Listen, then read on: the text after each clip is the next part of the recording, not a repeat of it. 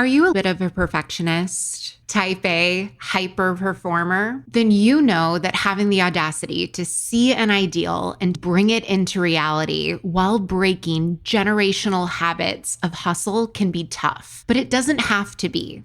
If you are ready to burn bright instead of burning out, to lead without losing yourself, and to enjoy the life you have worked so hard to create, then keep listening. I'm your host, America's leader on rewiring perfectionism, CLG, and this is Perfectionism Rewired, the podcast. Today, you are in for a mega treat. I'm introducing you to Transcendent Function. Transcendent Function, popularized by Carl Jung. It's your ability to hold and be with paradox. When you are able to hold both equally and not make one bad or good. The Greek word for good is agathon, which means beneficial. And the Greek word for evil, kakon, K-A-K-O-N, is not beneficial. In the Western world, it tends to be much more of a puritanical-based binary society. The origin of the actual words good and evil, good and bad, is beneficial and not beneficial. But with transcendent function, you suspend the unbeneficial part because it is beneficial, or you wouldn't be feeling that way, or you wouldn't be experiencing that. Everything that we do as human beings is because there is a benefit that we, and it's not conscious us, it's subconscious and unconscious, the part that runs 95 to 98% of us in the world who's in charge, that our conscious mind will not admit that it is because it can't. I bring up victim consciousness. It's insidious, been spoon-fed to us since we came out of the womb. Victim consciousness is what we have been subliminally fed for our entire existence. The fog is thick. And instead of just talking about victim consciousness, I'm breaking it down for you so that you can actually see how this shows up in your day-to-day life. Victim vibes creeps into our thoughts and words in the form of excuses. It's all the reasons that we have for not doing what we want to do with our lives and for not being happy. Another way you could look at this is maybe being a martyr. Something to really watch yourself and to listen for is when you use victim language as currency, because I'm telling you, victim currency can get you a lot in the short term. Just go on Facebook and talk about how you were wronged and what this person did to you. You get benefits from it. I don't want to be a victim anymore. Okay, maybe consciously you don't want to, and good. Then come work with me and we can take those steps so that you are no longer a victim in any way in your life. We can do that together. However, it's going to be so much fucking harder for you to do that when you are lying to yourself and you're telling yourself that being a victim is bad and that you don't want it. This is where you have transcendent function. Part of you wants it. Part of you enjoys that. You don't need to understand why. You just need to admit that it's there. And then we can look at the phenomenon with curiosity of like, okay, do you still want it to be there in the future? Yes or no? That's all that matters. Okay, you don't want it to be there anymore? Cool. Let's start playing on our own team and getting our unconscious and our subconscious to trust us to come out of the dark. Shame grows in the dark. When you shine a light on it, I tell my clients it's when we go into the luminous dark together, it ceases to grow. It ceases to grow. And we also don't fucking lie to each other. That's the other beautiful part about transcendent function and paradox is that you get out of the binary. It's not one or the other. From the transcendent function, your conscious and your unconscious come together. And then from there, you are able to exhibit a superconscious or a highest self or an unfuckwithable you. It gives you a phenomenal perspective, the best perspective you could ever get, where you liberate oodles and oodles and oodles and oodles of energy. You are able to manifest in your life what you actually want, what you actually desire. Your Pinterest board comes true. Because you are no longer judging. You are no longer living in binaries. This comes up with every single one of my clients. There's this fear of, well, if I admit to myself, there's like some victim vibes in my energetics, then I'm always going to be a victim and I'm never going to get out of here. And it's going to be like this tar pit and I'm just going to fall into the void. That's not true. And me telling you it's not true isn't going to convince your mind otherwise. So here, I'm giving you something that I give my private client. What are all the things that you've tried otherwise? Letting it just be there without judging it or shaming it or trying to fix it does feel very foreign. I get that. I get that. Ask yourself, what have I tried? What are all the things that you've tried otherwise? A lot of times it's like, I've tried finding out the cause why in therapy. So you've tried therapy. I'm sure that you've tried therapy in some way, which is you've tried to figure out the cause, which doesn't fucking work. Finding out the cause is just going to keep you mired in your past. Other things that you've probably done. You've tried ignoring it. You've tried locking it away. You've tried affirming it. You've tried positive psychology. You've tried strategies. You've tried punishing yourself. You've tried shaming yourself. You've tried humiliating yourself. And when I say tried, I mean that you've done all of these things. Okay. So just do that with yourself. Just like come up, like let conscious you, the part that's resisting this, see, oh, okay, we've tried a fuck ton of things and none of them have really gotten the result that we've wanted so far. Are you willing to experiment with what I am proposing to you that actually fucking works? And it works really, really, really fast. Like outrageously fast. I'm talking like within 2 consulting sessions. It's like, oh my God, CLG, I'm 60 years old and I can't believe this. And this is happening with my business. And this is happening with my direct reports. And then this happened in my relationship with my partner, like all of that. It liberates energy when you do this. You're no longer fighting yourself anymore. You're unconscious. The beauty of it, because it does run your life, is that when you bow to it, it bows to you. One way that you can bow to your subconscious and unconscious to no longer have this, like the victim vibes in itself is lying to yourself. I've had this with clients that I've fired. They will ask for help with solving a problem, but like no solution is ever good enough. And you know why? Because they don't want a solution, they want a problem. A solution would require growth and it would require change. And generally, suffering is preferable to change. Why? Because suffering is a known factor. Suffering is familiar. Suffering feels like comfort. And change requires faith and a willingness to explore the mystery, a willingness to be your own Nancy Drew. Another victim vibe that just stop it now is anytime you answer a question with I don't know when it comes to yourself. Nobody on earth knows you better than you do. So I sure as shit hope that you know, like just stop lying to yourself. Maybe that will be the title of this podcast episode. Stop lying to yourself. Next time you say, I don't know, when it comes to something with yourself, like you're talking to yourself, you're like, I don't know why I do that. I invite you, I encourage you to finish it with, but I'm going to find out. I don't know, but I'm going to find out. I don't know, but I've got to find out because I'm too fucking old to not know myself. I don't know, but I'm going to figure it out.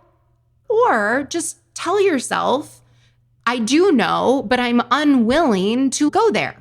I do know, and I don't care to go further. I choose to be here. That is way more healthy for you. The transcendent function, hold both. Hold both. Tell yourself you don't know, and then tell yourself either that you're going to change it or that you enjoy your suffering, that you enjoy being miserable, that you enjoy not knowing why. Because if you don't know why, then guess what? You continue to be a victim in your life. Are we seeing the full circle here? I encourage you to think of a word that you would absolutely never say under no circumstances. For me, that's the N word and the F word that rhymes with maggot.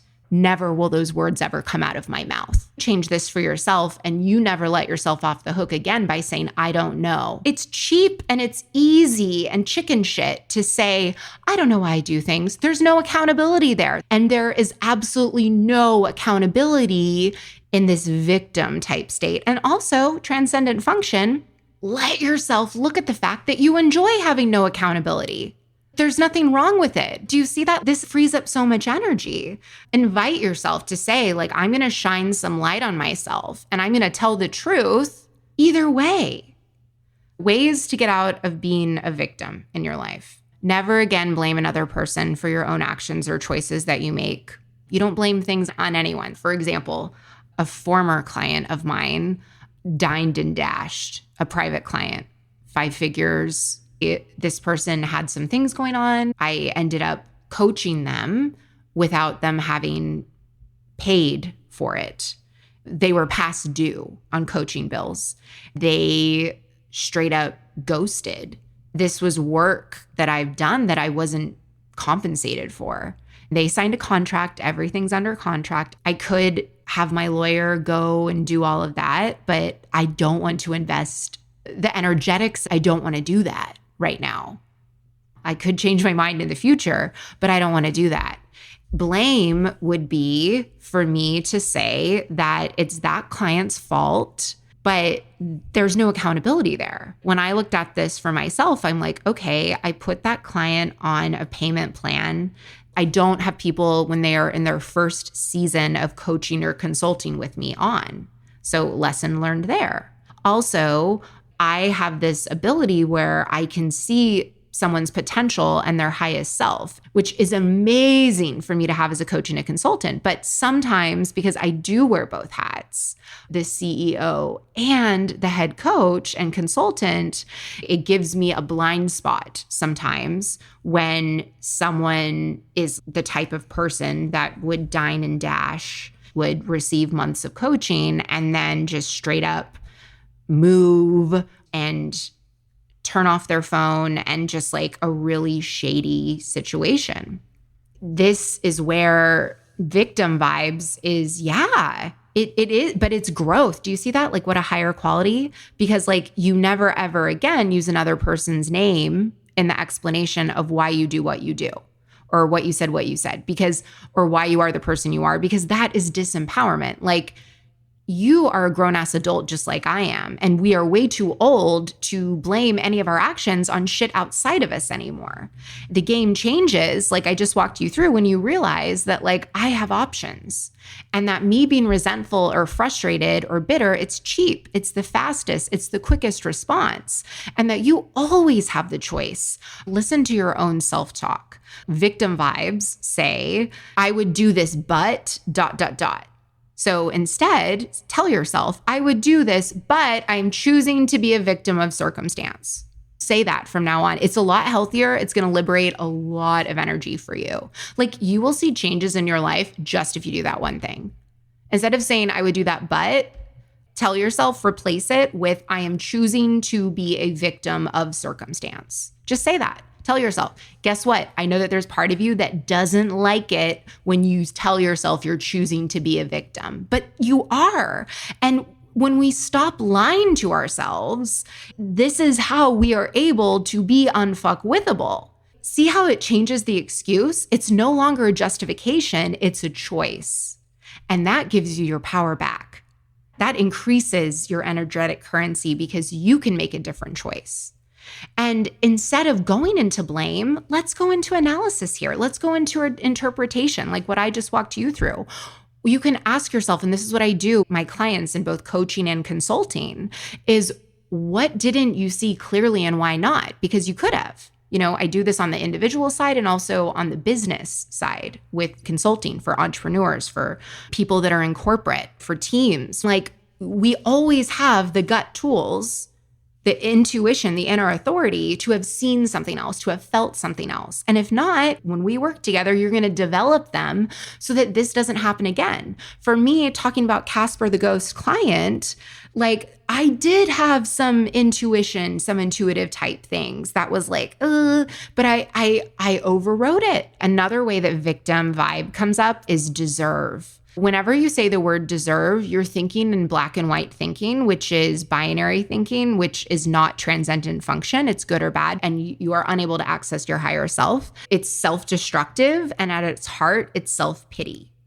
When you are like, I deserve this, because it allows you to go to your weakest spot and indulge it, and you never get out of it because it's quicksand disguised as a comfort zone. I went there. I texted one of my best friends and I was telling her about like where I was at. And the first thing she said is she was like, it sounds like there's some entitlement that's coming up. And I was like, oh my God. I was like, you are exactly right. Thank you. And I pulled myself out of the quicksand. If you stop judging it, the habit will dissolve a lot faster. It's so much easier if you just tell yourself the truth. My coach was telling me, she was like, CLG, you are my most honest client. You are so honest with yourself. That comes from my ability to not judge it. And it's also how I'm able to grow so fucking fast because I'm honest with myself and there's nothing that I'm unwilling to look at. When you do that, it just makes it so much easier to yourself. Lying to ourselves is a template that is nurtured and encouraged in our society. And we disguise it by saying that we're being polite. Or, oh, she can't handle it. Oh, you can't say that. A classic example that I used to do and that I see with people is they will go on a shopping spree and they will be like, I deserve it. That is just utterly unhealthy. I'm not talking about the shopping spree part. I'm saying that the deserve it part. Here's how to make it healthy. You give up the facade and you own the truth and say, I want to go on a shopping spree. I enjoy it. It's a buzz for me. It makes me feel rich. It makes me feel better than other people when I buy expensive things. I love the way that people look at me when I go into a store and I'm treated like I'm a millionaire. I love the respect that I get, even if it's just for 2 minutes when they look at me in that store and they think that I have an endless bank account. It's a thrill. It's thrilling. There is this version of yourself that you wish you were and that you get to go embody that. Ask me how I know, by the way. This is literally how I used to live all of my life, like all over the place. I would just go from doing this in one area to another area, to another area, to another area, to another area. Do it with my family. I do it with my partner. I would do it at work. I would do it in volunteering. I would do it everywhere. The seriousness in my voice is just because I'm like, I don't need to make this cute. The truth has no temperature. And that's the truth, the only product I will ever sell you. We need to start telling the fucking truth to ourselves. We need to replace our wishbones with backbones and build backbones of titanium steel because we can all handle it. The self-punishment and all the shit that we do to ourselves, like in our heads, way worse than what anyone can do to us in the outside world.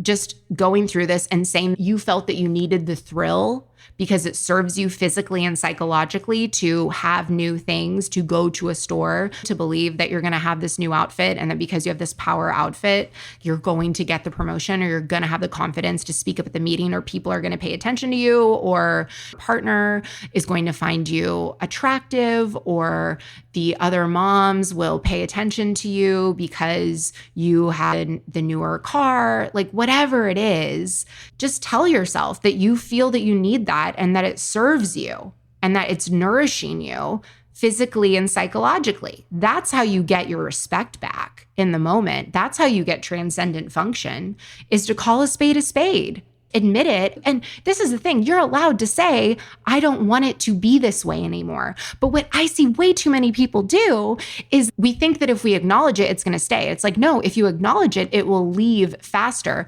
But you need to do it utterly unattached and detached from that, please leave right now. You just need to be able to look at it for what it is, I call it perspectacles. You need to be able to look at yourself with clear, clean eyes. No judgment, no shade, no shame.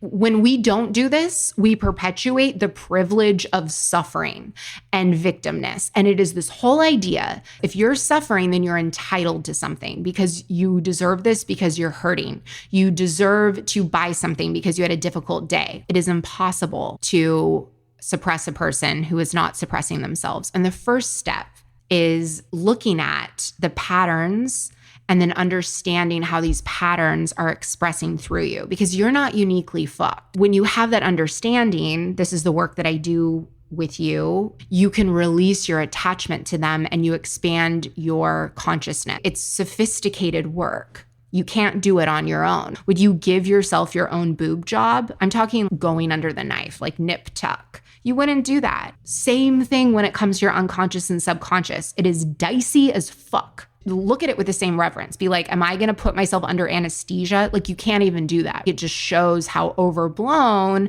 and unhealthy our ego and conscious minds are. The fact that we think that we can do this by ourselves. That's like the curse of the internet. It's great that all this information is available to everyone, but most people, their discernment muscle is vastly underdeveloped. And you need to have a discernment muscle for yourself. If not, all the information, DIY your own, or trying to do it on the cheap, treat yourself like you're the dollar spot at Target, you're gonna do damage. It's like those people that you hear about that go to a third world country to get plastic surgery because it's cheaper, and then their body's full of maggots and they die. That's what you're doing to yourself when you do this. I'm not saying this because I'm a practitioner of it. In fact, I have held on to this. I have not said it because people are going to think that you're just saying that because that's what you do. No, I'm saying this because I don't want maggots. I don't want your brain to rot. I don't want your spirit to drop. And what happens with this is that when you attempt to do this work yourself, when you step on your own sacred ground of your subconscious and your unconscious, and you don't remove your shoes because you don't know that you need to, because you haven't been professionally trained and you're not being guided by anyone, you kill your courage. You kill your courage. And this is why we are overpopulated with cowards. We got a lot of cowards up in here. There's too many cowards out in the world. Cancel culture, funded by cowards. People who just want to point out everything that's wrong. Trolls, we call them trolls or cowards, same thing. People who just want to criticize other people, but they're not in the goddamn arena. And I know that if you're listening to this, you are not a coward. You are courageous and you are brave. And there's just these little things. I'm telling you, even a 5% reduction in your victim vibes, you will expand beyond your wildest dreams. You don't realize how much of your magnificence is being leaked and sucked and being fueled into funding this darkness. I have it in me too, but I'm doing this work. I'm doing this work because it is important. There is nothing more important. There is nothing more important than this work. And here's why. When you just reduce your victim vibes by 1%, guess what? In the collective conscious in the world, everything in your atmosphere, the victim vibes are reduced by 1%. By 1%.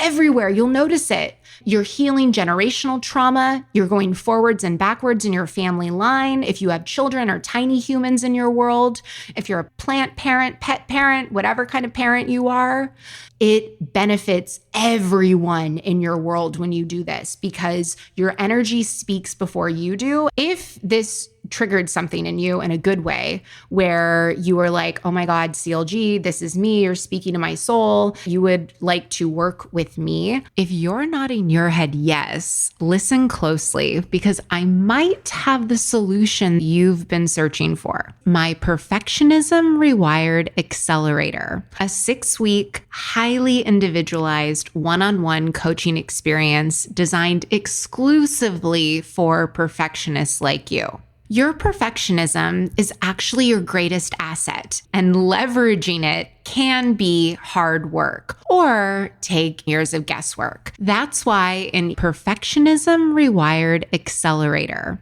I give you my key frameworks to taking charge of your Ferrari drive, proven to work even for the most type A, high-strung, stubborn perfectionists. In the first 30 days, you will cut your burnout in half, increase your professional fulfillment by at least 150%, 100%. And your self-compassion will go up at least 250%. And that is just your first 30 days. So if you want to save yourself years of trial and error, go to CourtneyLoveGavin.com/accelerator today. Or if you want to take the easy way, just click the link in the show notes to check out the Perfectionism Rewired Accelerator.